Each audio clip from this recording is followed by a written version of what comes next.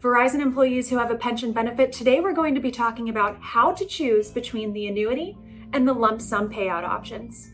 I'm Christina Hapanowicz. I'm an advisor at Hapanowicz Associates. We're a wealth management firm based in downtown Pittsburgh, but we work with Verizon employees all over the country. We've been doing this for over 20 years, working with Verizon employees to help them plan a successful retirement from Verizon and maximize their retirement benefits. We're not affiliated with Verizon in any way. We're completely independent. Let's dive into this topic. So one of the most important decisions that a Verizon employee can make when they're planning their retirement is, do I take the annuity option or the lump sum option? And the answer is, it depends. It's a personal decision and it's going to be different from one person to another. But what we're going to talk about today is the essential factors and considerations that every Verizon employee should take into account when they're making this decision between the annuity and the lump sum. So before we talk about each of these considerations and factors in a little detail, let's just do a quick review of these two payout options and how they differ from each other. Okay, so the first payout option, the annuity benefit, it's a monthly benefit paid to you. It's based off of your pension band factor, which is in turn based off of your job title at Verizon or job titles at Verizon if you've had different jobs throughout your career there. It's also based off of your years of service. Now, with the annuity benefit, you can choose between the single life option or the joint and survivor options as well. And there's several of those. And then the lump sum option, it's one lump sum benefit that you can roll over into your own account, whether it's a retirement account or a non-retirement account or a checking or savings account.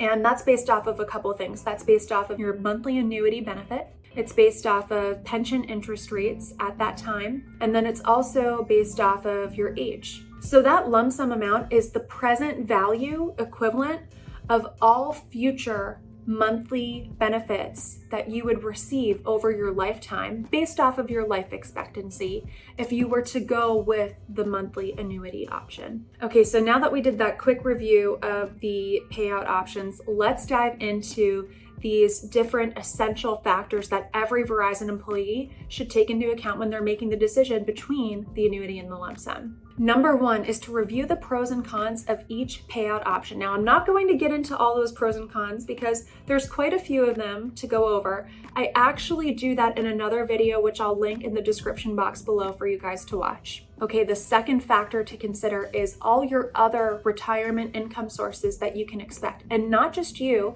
but your spouses or your significant others as well if you have one. So that means your Social Security. Are there any other pension benefits that your significant other may be receiving in retirement? And are they a monthly benefit as well? Or is there a lump sum payout option for them as well? The significance of this is a monthly annuity benefit for a Verizon employee. That can be considered a guaranteed source of income. Of course, nothing in life is guaranteed, but in the world of financial planning, we can consider that a guaranteed source of income that you can depend on. And so what we want to do is review all of your retirement income sources and see if there are any other forms of guaranteed income that you're already expecting. And if so, if there's already other guaranteed sources of income, like Social Security or another pension benefit that a significant other could be receiving, then that could sway your decision between the annuity and the lump sum for your Verizon pension benefit. Okay, next factor. Your health history and the health history of your family, the generations before you. For someone who is in good health and they have longevity in their family history, then that monthly benefit option, which is guaranteed, might sound better and better to you due to the risk or factor of outliving income, which is of course a concern that every retired person has at one point or another in retirement. Whereas someone who is in poor health or doesn't expect longevity in their life expectancy, that lump sum option may sound better to them, all else being equal, of course. Okay, next factor, your expenses in retirement. It's important to have a handle on not just what your expenses are, but the sources that you will use to support those living expenses on a monthly and annual basis. And depending on how big those expenses might be and on your total wealth in retirement and other income sources, the monthly annuity option or the lump sum option may sound better than the other, depending on the situation. Factor number 5 is inflation and interest rate environment. It's important to note that for a Verizon employee, the monthly annuity option for their pension benefit does not include a cost of living adjustment. So that means that for the entirety of their life that they're receiving the benefit, and of their beneficiary's life if they go with the joint and survivor option, the monthly amount that's set is stagnant. What that means is that as inflation continues to affect general cost of living for all of us, your monthly annuity benefit will lose its purchasing power as time goes on. Okay, next factor is taxes. So taxes could work a little differently depending on which payout option you went with, and here's why. For the monthly annuity benefit, it's almost like receiving a paycheck from Verizon. In a given year, any monthly benefits that you receive, you're going to owe income taxes on those benefits. So there's really no picking and choosing when to receive the benefit. You know it's coming to you every month, and you know that you're going to be owing taxes on that total amount in a given year. With the lump sum option, now, as we discussed briefly earlier in this video,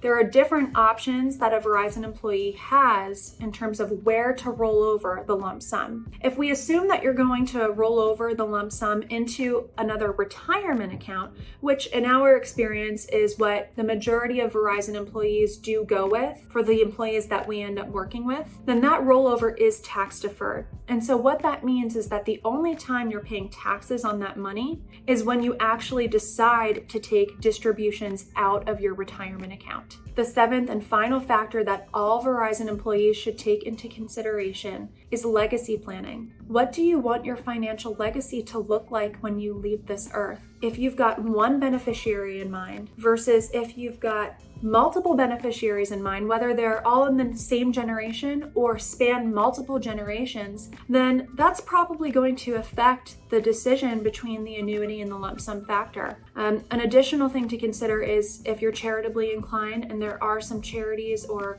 your church that you'd like to leave some of your wealth to, then that should play a role as well in this decision. Okay, so those are the essential factors that all Verizon employees should be taking into consideration when choosing between the annuity and the lump sum factor. Now that's step one, is identifying the factors. Step two, and what I would argue is just as an important of a step, is actually applying those factors to your specific retirement situation and your family's retirement situation and what those cash flows may look like throughout your retirement. So if one of these, or maybe multiple of these factors that I talked about today, if they've piqued your interest, then please reach out to us. Click the link in the description box below to reach out to one of the Verizon advisors here at Hapanowicz Associates, and we'll see you in the next video. Thanks, everybody.